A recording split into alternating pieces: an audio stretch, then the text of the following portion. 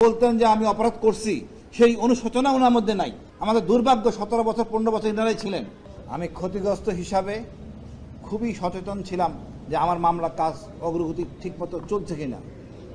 আমরা সন্দিহান ছিলাম, মাঝে মাঝে আসতাম, কথা বলতাম, বাট আমি সন্তুষ্ট যে কাজ দ্রুত গতিতে চলতেছে।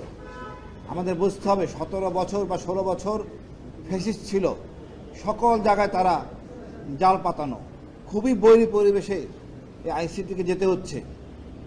এবং আপনারা জানেন সহযোগিতার মানদণ্ড খুবই সন্তোষজনক ছিল না। আমি মনে করি এখন একটা পরিবেশ হয়েছে, সবাই বুঝতে পারছে যে অপরাধীকে দণ্ড দিতে হবে, এক্সাম্পল সৃষ্টি করতে হবে যাতে আগামীতে কখনো ফ্যাসিস্ট জন্ম না হয়। আমি ব্যক্তিগতভাবে আয়নাঘর নিয়ে 22 সালে বলা পড়তে খুবই বিপদে ছিলাম। আমার একটা মাথা ব্যথা ছিল, এটা প্রতিষ্ঠিত করতে হবে। সরজমিনে চিফ প্রসিকিউটর সহ আমরা ওখানে যাই, সম্পূর্ণ জিনিস বোঝানো হয়।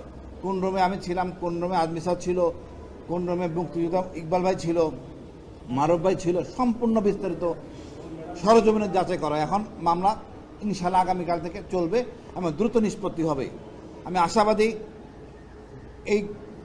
এই শক্তি মানে আমাদের ন্যায়ের পক্ষের শক্তি বিজয় হবে এবং আমি মনে করি জনগণ ন্যায় বিচার পাবে। তবে একটা জিনিস রয়ে গেছে এখনও, দুর্বলতা, হতাশা। আমাদের আপা বলেন আমি চলে আসব, চুপ করে ঢুকে পড়বো বা এখনই ঢুকে পড়বো, এই হতাশা কাজ করে, আতঙ্ক কাজ করে। আমরা মনে করি এই আতঙ্কের জায়গা পার হয়ে যাবে, 2-1টা মামলা সাবমিট করলে একটা মনে হয় শক্তি দৃশ্যমান হবে। ধন্যবাদ।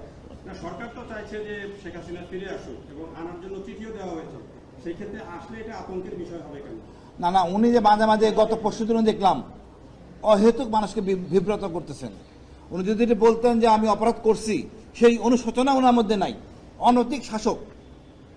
আমাদের দুর্ভাগ্য 17 বছর 15 বছর ইনারাই ছিলেন, আমরা প্রতিবাদ করতে পারি নাই।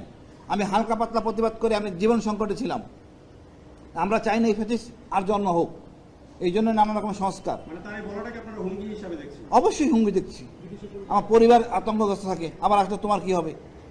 পুরো জনগণ যারা মামলা করছি আমরা সবাই আমরা হুমকির মধ্যে থাকি। কোর্টে আসলে সমস্যা নাই, কিন্তু যেভাবে আসতে চাই সেটা আইনিভাবে। হ্যাঁ, ওনাকে আইনি প্রক্রিয়া আসতে হবে, আইনি প্রক্রিয়া আসতে হবে। বিচার আপনার কাছে একটা গুরুত্বপূর্ণ প্রশ্ন। আমাদের চিফ প্রসিকিউটর তিনি গত 2-1 দিন আগে বলেছেন যে তারা যখন আয়নাঘর পরিদর্শনে গিয়েছিলেন সেখানে বোমা পেতে রাখা হয়েছিল এবং এই আয়নাঘর ছিল কাদের কাছে? ডিফেন্সের লোকজনের কাছে ছিল, আর্মিদের কাছে, ডিজিএফআই এর কাছে, র্যাবের কাছে। সেইখানে বোমা রাখা হয়েছিল। আপনি সামরিক বাহিনীর সাবেক একজন কর্মকর্তা হিসেবে আপনার কাছে কি মনে হয়?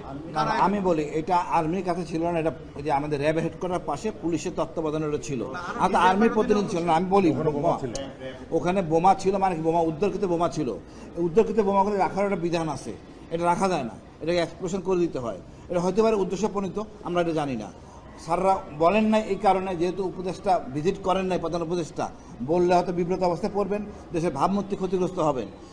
দিন শেষে তো আমরা সবাই বাঙালি, বাংলাদেশের সেনাবাহিনী বলেন, পুলিশ বলেন, সব তো আমরাই। সুতরাং ভুলও হইতে পারে। তো খালি বিতর্ক না সরাইয়া আমরা একটা সমস্যার সমাধানের দিকে আসি। তাই ওই কথাই উনি বলতেছিলেন, বোমা রাখা হয়েছিল।